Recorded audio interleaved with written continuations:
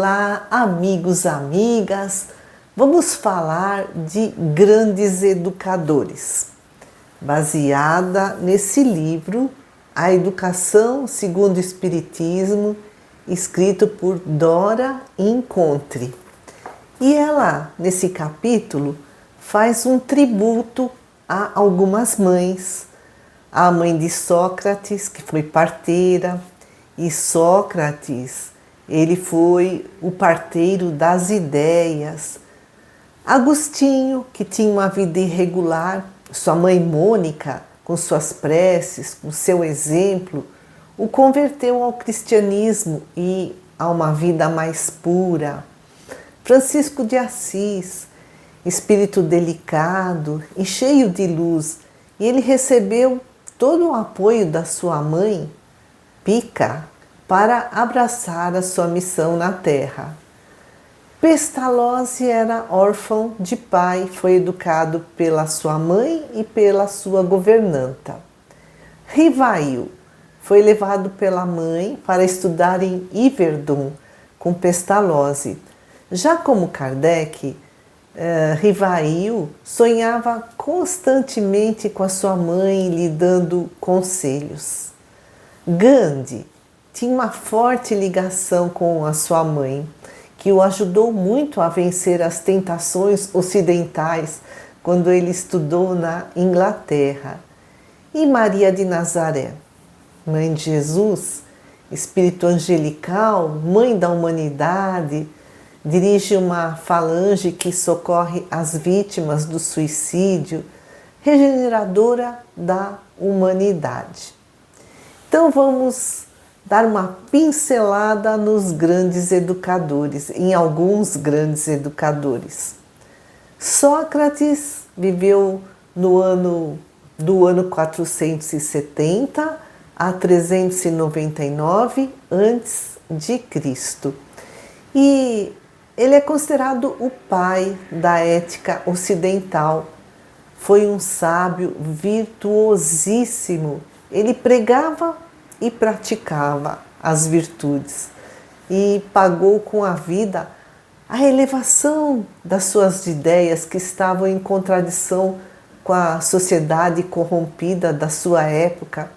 O seu método de ensino, a maiêutica, o parto espiritual, que significa extrair dos próprios discípulos a verdade moral escondida dentro de cada um de nós. E Sócrates começava ensinando pela dúvida, demolindo com perguntas certeiras tudo o que os discípulos pensavam saber. E quando eles estavam convencidos de sua própria ignorância, que é o ponto de partida para a verdadeira aprendizagem, aí então Sócrates os ajudava no parto da verdade. Comênios viveu de 1592 a 1670. Jan Amos Comênios. Ele foi um líder religioso tcheco, iniciador da pedagogia moderna. Defendia educação para todos, a abolição dos castigos, uma escola humanista e ativa, defendia a aprendizagem global e estimulante por meio do interesse, dos alunos, da observação dos alunos, defendia a integração da filosofia racional, da ciência empírica e da moral religiosa. E aí a gente lembra do tríplice aspecto do espiritismo. E para ele também o homem deve ser educado com vistas à eternidade, porque é um espírito imortal. E a educação do homem deve transcender a mera realização terrena, deve partir para o desenvolvimento da sabedoria, das virtudes, a fim de que o homem possa aproximar-se de Deus. Bach, que viveu de 1685 a 1750. Johann Sebastian Bach, um dos maiores gênios musicais da história, profundamente religioso, sempre dedicado à família. Teve muitos filhos e muitos alunos e ensinou-lhes a arte da música, simplificando a sua complexa musicalidade. E escreve Dora Encontre: ter um conhecimento profundo e excepcional numa área e saber descer até a criança e o iniciante é o que caracteriza um espírito elevado. Pestalozzi viveu de 1746 a 1827. Johann Heinrich Pestalozzi foi um educador suíço cheio de energia e benevolência. E foi mestre de Rivail, que posteriormente adotou o pseudônimo de Allan Kardec. E Pestalozzi escreveu 40 livros, fundou escolas tanto para crianças ricas como para crianças pobres. Ele defendia a educação integral, a educação da cabeça, das mãos e do coração. Uma educação ativa, onde a criança aprende observando e fazendo, uma educação para a autonomia. E para ele o processo pedagógico eficaz depende da amorosidade do educador. E Kardec, que viveu de 1804 a 1869. Allan Kardec, ou Hippolyte Léon Denisard Rivail, antes de ser o codificador da doutrina espírita, ele foi educador por 30 anos. Foi discípulo de Pestalozzi, Kardec, Rivail, né? Tinha um amplo conhecimento em várias áreas. Allan Kardec foi um sacerdote druida e, como sacerdote druida, ele educava a juventude. Foi também Jan Hus, que foi reitor da Universidade de Praga, e escreve a autora Dora Encontre: como se vê, um educador não se improvisa em apenas uma vida.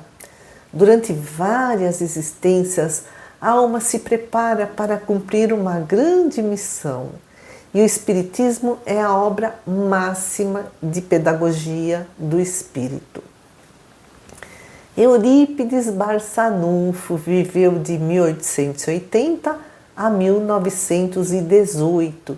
Foi médium, foi professor, fundou o Colégio Allan Kardec em Minas Gerais e acrescentou inovações pedagógicas, classes mistas, abolição dos castigos, teatro, observação da natureza, abolição das notas, filosofia espírita e história das religiões. Gandhi viveu de 1869 a 1948, Mohandas Gandhi. Ele adotou voluntariamente a pobreza, ele renunciou completamente ao poder e teve uma atuação política cuja filosofia era a não violência. Ele libertou a Índia do domínio da Inglaterra por meio de uma resistência passiva. Seu objetivo principal era educar tanto os injustiçados como os perseguidores. Ele mostrava os pontos fracos tanto dos dominadores como dos dominados.